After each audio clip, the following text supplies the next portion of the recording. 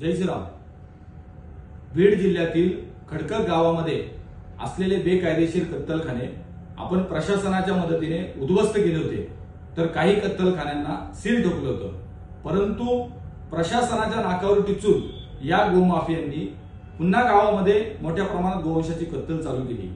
तर काही वेळेला टेम्पोमध्ये गोवंश भरून ते बाहेरच्या जिल्ह्यांमध्ये कत्तलीसाठी देखील पाठवले जातात। आम्ही पोलिसांच्या मदतीने कायदेशीर कारवाई करण्याचा प्रयत्न करतोय, परंतु माझी आष्टी पोलिसांना विनंती आहे की आपण स्वतः जातीने लक्ष घालून गावातील कत्तल तातडीने थांबवावी, गोवंश हत्या बंदी कायद्याची कडक अंमलबजावणी करावी आणि ज्या गोमाफियांवर 2 पेक्षा अधिक गुन्हे दाखल आहेत अशा गोमाफियांना आदरणीय देवेंद्रजी फडणवीस साहेबांनी सांगितल्याप्रमाणे मोक्या अंतर्गत देखील कारवाई केली पाहिजे।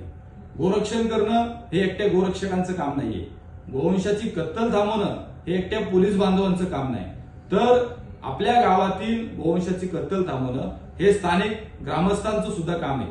तर माझी ग्रामस्थांना विनंती आहे की आपण आपल्या सरपंचाला आणि आपल्या ग्रामसेवकाला ठरकावून सांगितलं पाहिजे की माझ्या गावातील कत्तल तुम्ही तातडीने बंद करा, आणि जर तुम्ही हे पाऊल ग्रामस्थ उचलत नसाल तर गो हत्येचं महापाप तुमच्या 100 पिढ्यांना भोगावं लागणार आहे, हे लक्षात ठेवा।